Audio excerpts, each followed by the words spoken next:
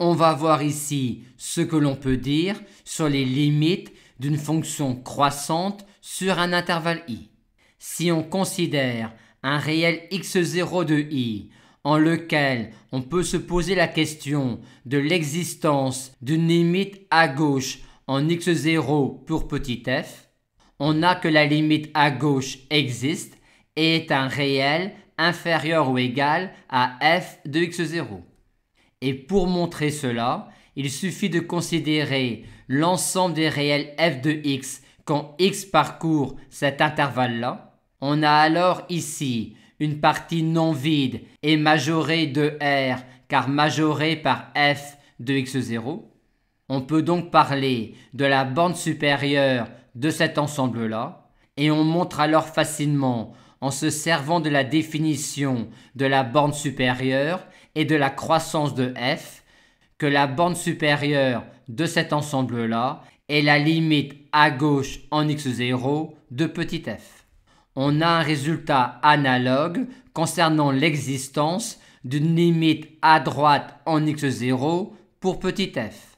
Et cette fois-ci, pour montrer cela, on considère cet ensemble-là, qui est une partie non vide et minorée de r, car minorée par f de x0. On peut donc parler de la borne inférieure de cet ensemble-là, et on montre ensuite que cette borne inférieure-là est la limite à droite en x0 de petit f. Maintenant, si l'intervalle i a une borne ouverte à droite, f admet alors toujours dans la droite numérique hv une limite quand x tend vers alpha par valeur inférieure, et cette limite-là est finie si et seulement si f est majoré sur i et vaut plus infini sinon. Notons qu'ici, il suffit de montrer que f est majoré sur un voisinage de alpha. Et pour montrer ce résultat-là, on distingue deux cas. K1, si f est non majoré sur i, on montre alors que f tend vers plus infini quand x tend vers alpha, en revenant à la définition.